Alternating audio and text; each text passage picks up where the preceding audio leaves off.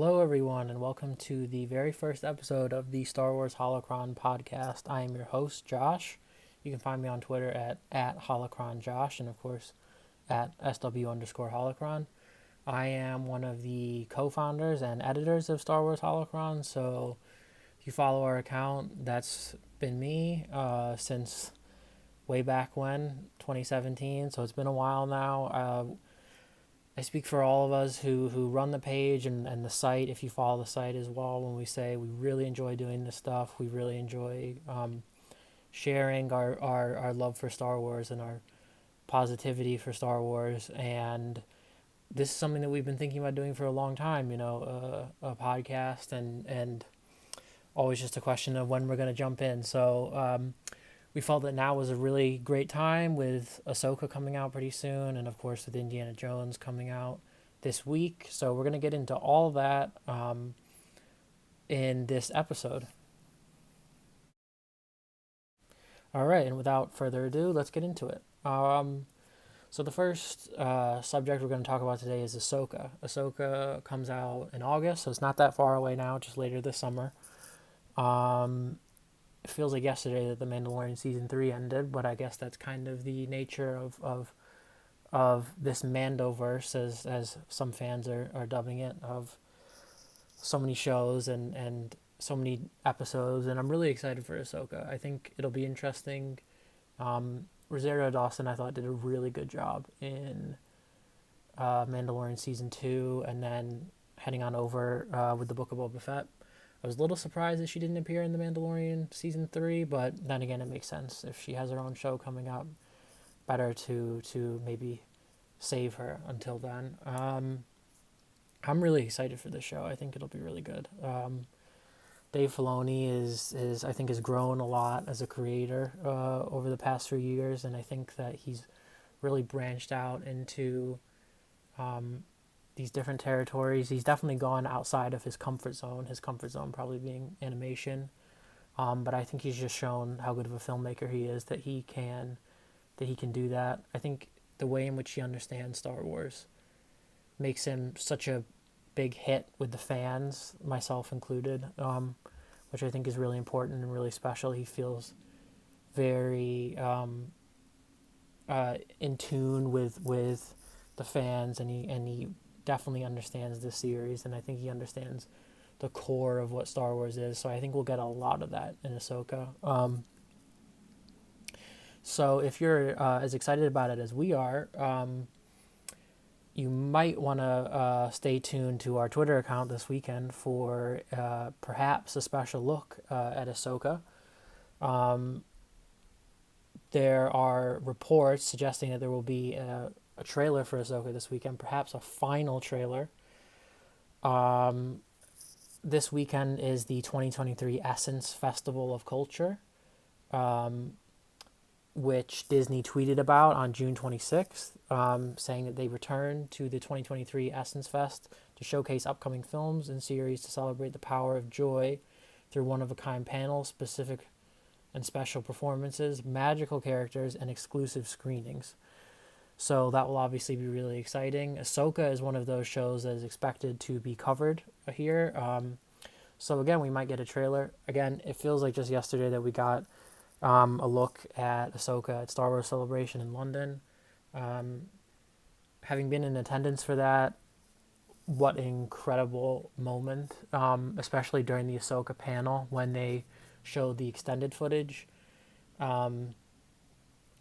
It was really great to see, and then obviously Lars Mikkelsen coming on stage was really great and really exciting.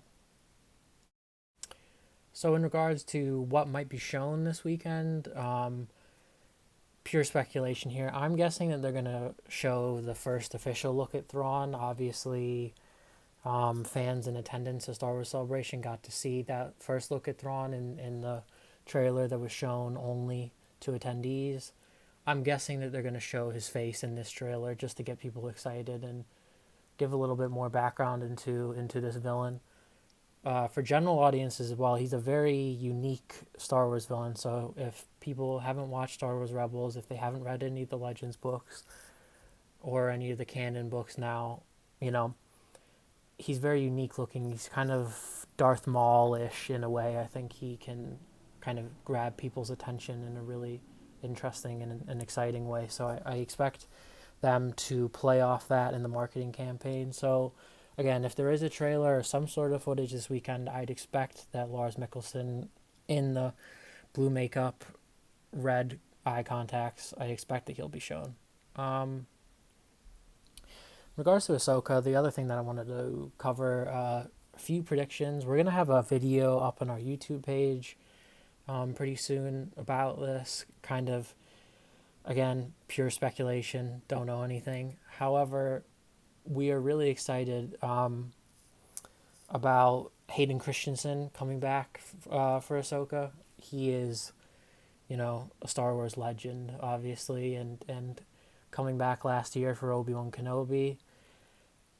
What's so great about all of this is that it feels like he's back now and he's not really going anywhere, because he's going to be in Ahsoka and if there's an Obi-Wan season 2, who knows if he'll be in that. It kind of just feels like a really exciting time, especially if you're a prequel fan, to see Hayden Christensen back. So in regards to his role in this show, and again, it hasn't been officially confirmed. However, we do have to say that it hasn't been officially confirmed. However, Rosario Dawson herself has heavily hinted at it, and The Hollywood Reporter were the first ones to officially cover this, saying that he would return for Ahsoka. Rosario Dawson seemed to confirm that on Instagram. I believe she took that post down. So it'll be interesting to see what ends up happening with his role in the show, how much he's going to be in it, what he's going to be doing. Obviously, Rosario Dawson as Ahsoka is this main character, right? So you have her, and everyone and everything else is about serving her and serving her arc. So you expect that Anakin will play some sort of Force Ghost role, I'm guessing. I think that makes the most sense for him to guide Ahsoka in a way. Honestly, in terms of predictions, I definitely think that they're going to do a scene with Luke and Ahsoka and Anakin. I think that Dave Filoni is such a big Star Wars fan that he will struggle to pass that up, and I don't think he'll pass up that opportunity. So, again, if we get something like that, that will be crazy.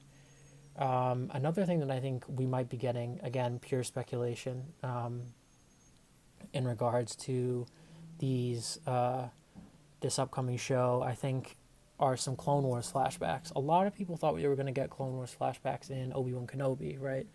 Remember when that show was in development, there were all these, fan art, fan-created images of Ewan McGregor in the Clone Wars armor, and people talking about, and especially when Hayden Christensen was announced to return, people thinking, oh, we're definitely going to get some sort of Clone Wars flashback.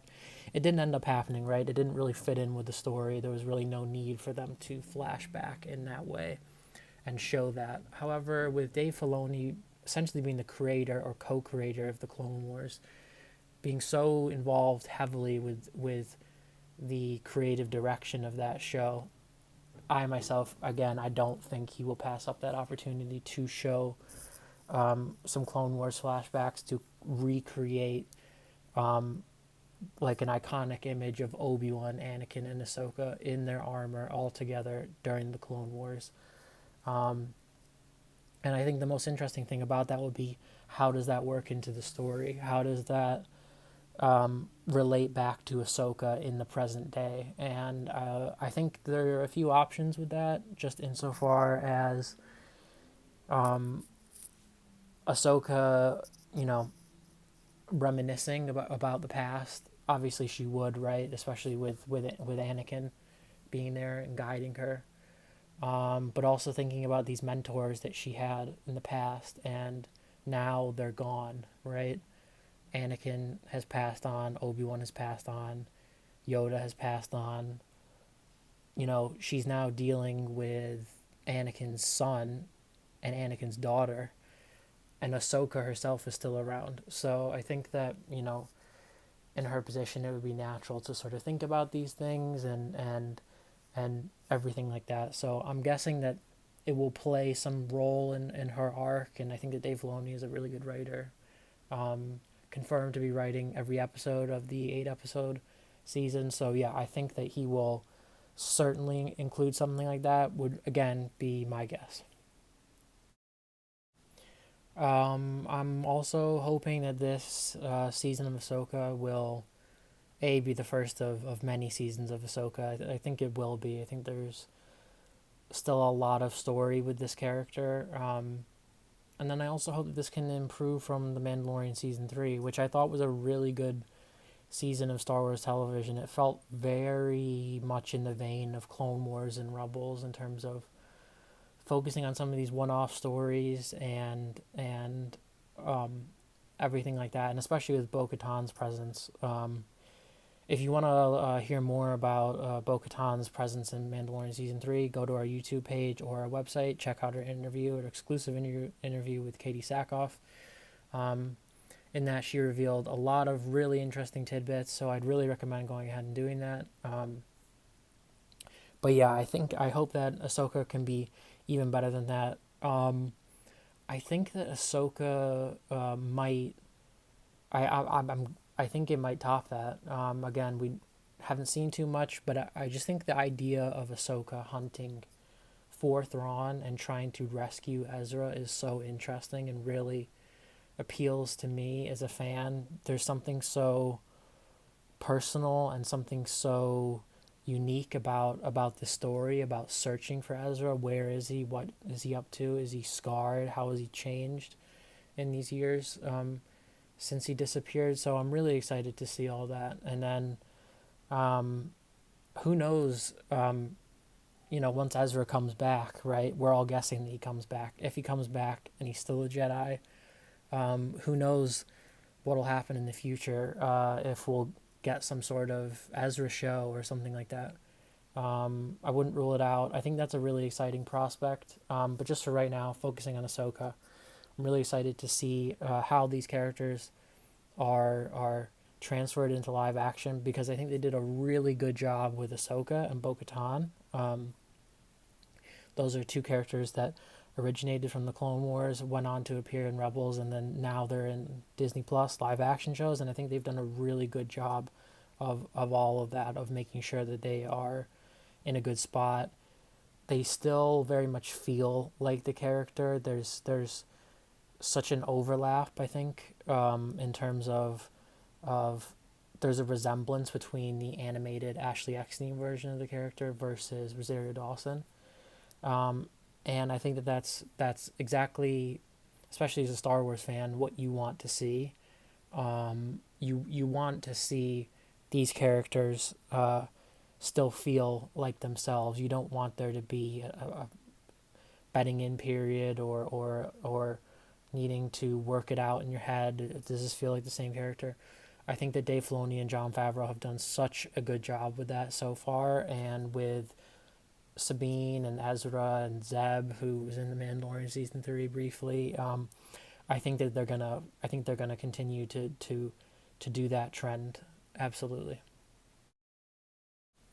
Switching gears a little bit now, we're going to talk about the new Jedi Order film starring Daisy Ridley that was officially announced in April, again at Star Wars Celebration.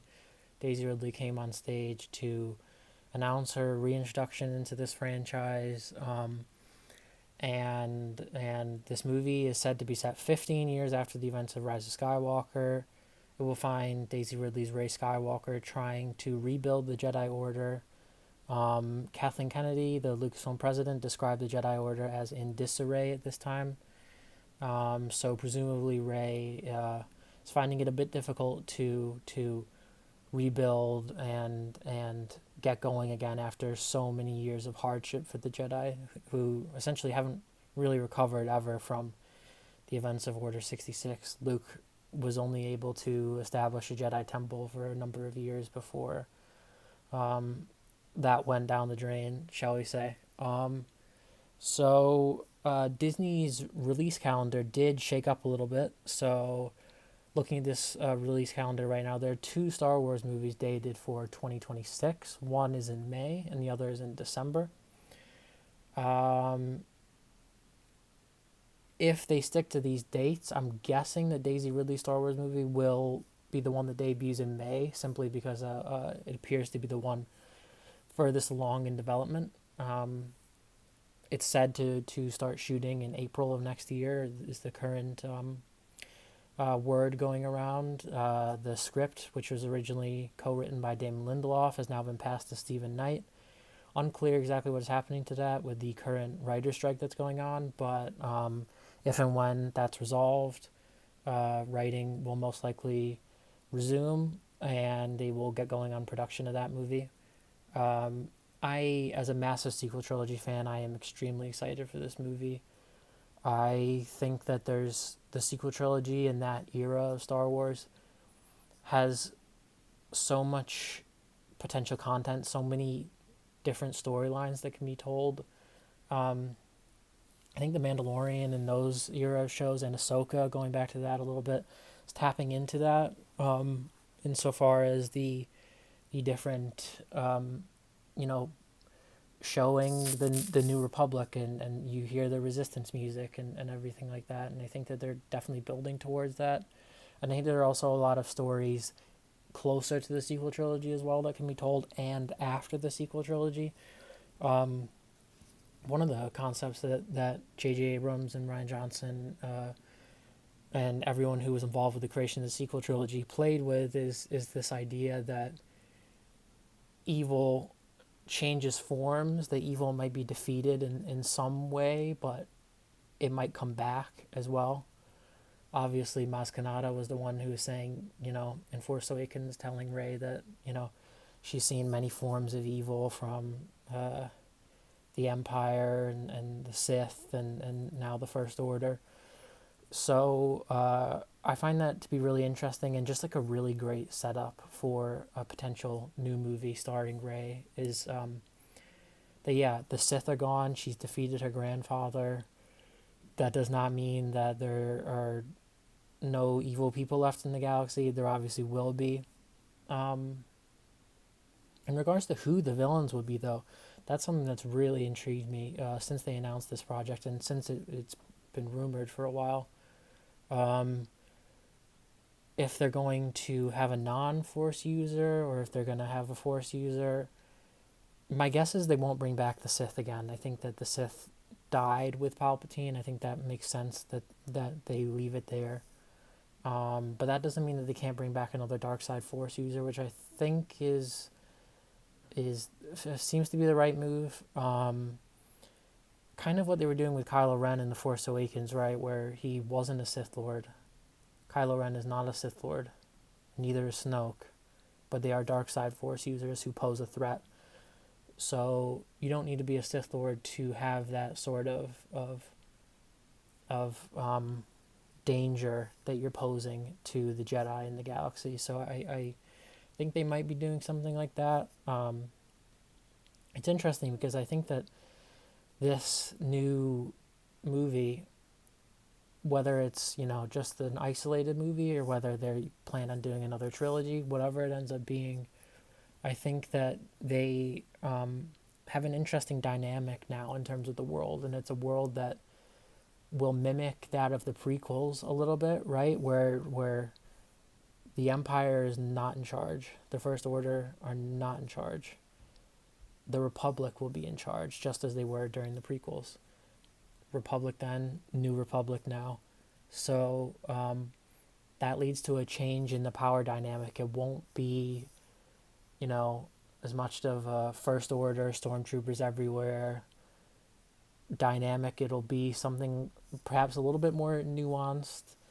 The evil might be rising up a little bit, not, from the shadows. And I think that that's a really interesting thing. And it has the opportunity to, again, harken back to the prequels in a really interesting way. And kind of, George Lucas has always talked for so long about Star Wars rhyming and being like poetry. And I think that would work really well if you tell a story, once again, about evil rising as the good guys are kind of in charge, right? And how they deal with that, if they're able to stop that, if they're able to see that these bad guys are rising up, if they're able to take action against that. I think that'll be really interesting. Um, at the premiere of Indiana Jones and the Dial of Destiny, which we're going to get to in a little bit as well, Kathleen Kennedy was there, and she was asked about this new Jedi Order film. She said that Luke's promise to Rey in the sequel trilogy will be a huge part of this movie, of this new movie, about Luke being very, supporting Rey and everything like that, which has led some people to think, well, will Luke appear again as a Force ghost? I don't think you can rule it out. I think that Mark Hamill has shown a real willingness to return after The Rise of Skywalker. If he drew a line in the sand and said, I'm not coming back after Episode 9, I think everyone would understand that and respect that. But he has appeared as Luke in The Mandalorian, and he has appeared as Luke in the Book of Boba Fett. So personally, I think, there's a real opportunity for him to appear here. Whether or not he will is another question. I think that it's one of those things that, he might appear, he might not. It might depend on a number of factors. But I think that it would be interesting if he did appear. And then speaking of Force ghosts, I think Ben Solo is another character that you have to start thinking about in terms of Force ghosts. Rey as a character had such a connection with Kylo Ren / Ben Solo, and I think that connection and the dyad and everything would continue even after he has become one with the Force. So I think that that's something that they could go down to. It might be, Ben Solo looking after Rey a little bit and mentoring Rey a little bit, rather than Luke at this stage. And then obviously Rey is going to be a mentor in this movie. If she's starting a new Jedi Order, that means she's going to have some Padawans, some new apprentices. So I find that really interesting. I do wonder the chances of whether or not they will kind of play on those parallels with the prequel trilogy by having one of her Jedi pupils be kind of in touch with the dark side a little bit in the way that Anakin was in the prequels. Obviously, Obi-Wan saw that and kind of felt that and dealt with that, but, couldn't prevent it from happening. And Luke, kind of in his fear of that happening with Ben Solo, kind of made it happen ultimately, like a self-fulfilling prophecy with Ben Solo turning to the dark side. So I wonder if they're going to have Rey have the same sort of challenge of there is a child or a young person whose destiny is not yet clear in terms of what side they will be on, in terms of everything like that, in terms of how Rey can deal with that, and if she can learn from the mistakes of past Jedi to actually save someone from turning to the dark side. Again, all speculation, but I think that it's a movie that has a lot of potential, and I'm really glad that they've announced it now. Again, the Disney Plus shows have been largely focused on the prequel trilogy and the original trilogy. I think it's so exciting that we're getting some more sequel trilogy stories. As a massive sequel trilogy fan, I think it's just absolutely amazing that we're here, that we're talking about Daisy Ridley coming back, and I'm really, really, really excited for this movie. And shifting gears once again, we're now going to talk about Indiana Jones and the Dial of Destiny, which premieres this Friday, June 30th, in theaters. It's been over a decade since the release of Indiana Jones and the Kingdom of the Crystal Skull. That film got mixed reception and has been something of an enigma, to say the least, amongst fans. Some people love it, some people hate it, some people love certain parts of it and hate other parts of it. So Dial of Destiny comes back, and it's essentially an attempt to give Harrison Ford's iconic hero, adventurer, the send off that he deserves. So I saw this movie a few weeks ago, and I gotta say, to start, the first 20 minutes I think are gonna blow people away. I think that is, it feels just like a classic Indiana Jones thing, something that could have been made in the 70s, 80s. Young Indiana Jones fighting Nazis in a castle in the rain in 1939. It just harkens back to what attracted people to this character and these stories so many years ago. And I think it's just, again, for a movie that makes a lot of really bold decisions at times, I think that it, starting off on this foot as they do, where they very much start off with the familiar before heading into these bolder, more unknown territories, I think worked really well for the story. First 20 minutes for me are worth the price of admission alone. It's the best part of the film for sure. The de-aging technology, I think, is really, really, really good. It'll blow people away, I think. Much as Luke in the Book of Boba Fett looked incredible. I think that Harrison Ford in this movie, in the beginning of this movie, as a young Indiana Jones, is even more convincing than that, because there's a real performance there from Harrison Ford. It's still Harrison Ford. It's his voice. Feels like him.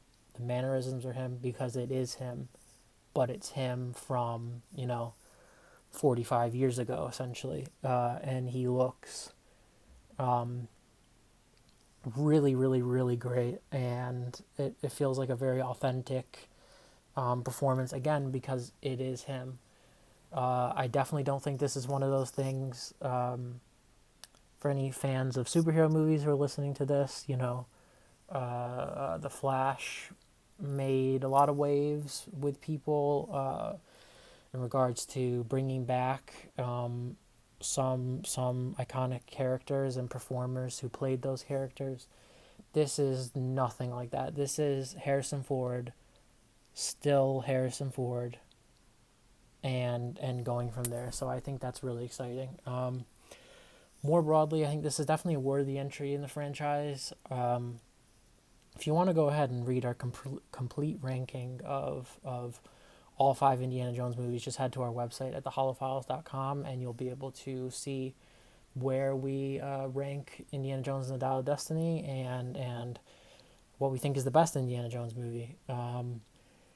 But this is definitely a worthy entry in the franchise for sure. It's very entertaining. It's very fun. My initial reaction when watching this movie is, okay, I want to go to Disneyland right now and I want to ride Indiana Jones and the Temple of the Forbidden Eye. It really gets you in the mood for something like that.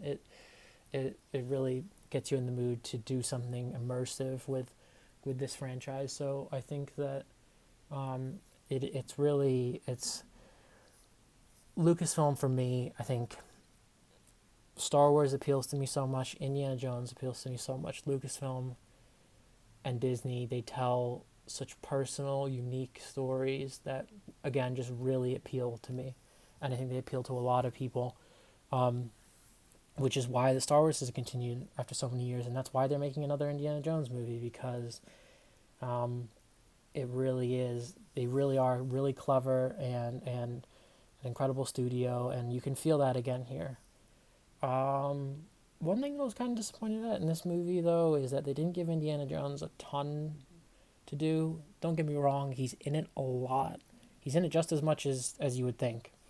But he doesn't have that much of a concrete character arc, and I think that's a little disappointing. In terms of Kingdom of the Crystal Skull, I think that what they did with him and the character work that they did with him in that movie is superior to what they do with him in Dial of Destiny, which is a shame, and it does feel like a missed opportunity because the plot of this movie, as they've revealed in the trailers, but they haven't really got into it, so I won't get into spoilers or anything like that, don't worry. But it does deal with time travel, and I think that a movie starring an aging Harrison Ford, who plays an aging Indiana Jones, an aging hero, and you're dealing with time travel, it very much feels like a missed opportunity, as I said, um, to get a little bit deeper into his psyche in terms of everything like that. So it is a little disappointing in that regard, but still really fun. I think that a lot of people will be, again, no spoilers, uh, uh, blown away by some of the final scenes in the movie. They take some big swings in the third act, and I'm not sure if they're going to work for everyone. I think we're going to have to wait and see what the audience reaction is. But for me, they really worked. That's the kind of bold storytelling that I definitely wanted from this movie. I didn't want them to play it safe. Um, I really wanted them to go out there and tell an Indiana Jones story that's never been told before. And I think that they have definitely achieved that here for sure. All right, so we do have time for a couple of fan questions that have been sent in via email.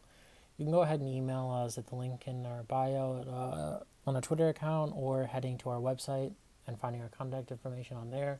If you want to submit some questions, this is something that we definitely want to do just to sort of, you know, hear what people are thinking and sort of talking about it in that way. So first question is your favorite Star Wars movie. Okay, this is a pretty broad question. Um, I will go ahead and say that I think my three favorite Star Wars movies are The Force Awakens, Empire Strikes Back, and Revenge of the Sith. I think the most amazing thing about Star Wars is how many different unique facets it has. It has like the Jedi versus Sith battle. It has like the New Republic stuff or the Republic stuff, the politics angle. They have the more grittier sort of Andor type thing, which fits in with the politics. They also have like the smugglers and the bounty hunters, and it's just such a broad, diverse world that I think your favorite story in Star Wars depends so much on what appeals to you most. So if you're a really big fan of the Jedi, and you love seeing the dynamics between the Jedi, then chances are you might find the prequels to be your favorite thing, or you might find the High Republic, which is a really, if you haven't read any High Republic novels or comic books, I really would recommend doing that. So I think that I think again it's very subjective. If I had to choose one, I would probably choose The Force Awakens. That movie to me tapped into the DNA and fabric of Star Wars so much in such an exciting and hopeful way, and I think it was such a great start to this new era of the franchise. Um, the new characters that they introduced into that movie, I think, are incredible. They're some of my favorite characters in the entire series. I think that the way in which they honored the original and prequel trilogies while also telling their own unique story, um, is excellent in the sequels, particularly The Force Awakens. I just think that that movie is, again, as someone who really likes the idea of the heroes kind of being down on their luck a little bit. I think that's a really interesting starting point where like the First Order are in charge. The Jedi are not in charge. There are barely any Jedi. And I think the plot hunting for Luke Skywalker, again, it feels so Indiana Jones like. I think that J.J. Abrams was clearly, with both of his Star Wars movies, influenced by Indiana Jones in a really interesting and cool way. So if I had to say one, I would probably say The Force Awakens. Yeah. All right. So next question. This will probably be our last question. Will Pedro Pascal ever show his face as the Mandalorian again? I do not know. I hope so. I think that he was definitely missed in The Mandalorian season 3. His face, at least. Obviously, it was his voice, and Pedro Pascal gave some comments which suggested that he might have been on the set at times, perhaps for the finale. I'm not sure how true that is, but I think he was definitely missed. Yeah, I really liked what they were doing with his character arc in the first two seasons in terms of him perhaps coming to accept that it's okay to take his helmet off. And I do hope that they return to that at some point because I think it makes him a more interesting and dynamic character to have him be someone who is very much like Bo-Katan, who can walk both ways of Mandalore, who can appeal to the Watch as a group, and then can also appeal to the broader Mandalorians as well. Um, Pedro Pascal is such a fantastic actor as well, and a really popular actor, and I think um, he brings in a lot of eyes onto the Mandalorian. Not that the Mandalorian wouldn't have eyes. It's Star Wars, so there's going to be millions of people watching regardless of what it is. But I think that, yeah, with the popularity of The Last of Us and how viral that show went, I think that hopefully they can bring him back in terms of his face and having him take his helmet off again. Um, it would require him to have another sort of epiphany, I guess. I don't know exactly how they would do it or the story of it, but I think it's interesting. Um, I expect, thinking ahead a little bit, I expect that Mandalorian will probably be the lead or the co-lead of the um, Dave Filoni Star Wars movie, which I'm guessing will be the an Heir to the Empire adaptation. I'm guessing that Mandalorian will be lead or a co-lead in that movie. If that's the case, whether or not we see his face in Mandalorian season 4 or anywhere else, but if he's the star of a movie, I'm guessing that he will be uh, showing his face at some point. I don't think we've seen the last of Pedro Pascal face, at least in Star Wars. So I hope so. I really hope he does. I think Mandalorian Din Djarin is such a great character, particularly his relationship with Grogu is so touching, and it's one of those things where it feels even more personal and even more intimate when he has his helmet off. So I hope that they can continue that in some form. All right, so unfortunately, that is all we have time for today. Stay tuned for more episodes of the Star Wars Holocron podcast. Again, you can follow us on Twitter at SW_Holocron. If you're interested in superheroes, movies, TV, horror, go ahead and follow our other various accounts. Make sure to like and subscribe. And yeah, may the force be with you.